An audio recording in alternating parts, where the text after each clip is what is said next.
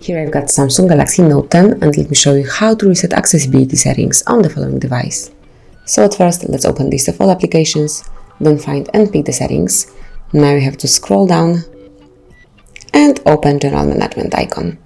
Then select Reset, where you will notice Reset Accessibility Settings. So if you truly want to reset accessibility settings to their defaults, simply tap on it and now confirm that you would like to reset all the accessibility settings to their defaults by tapping on Reset Settings.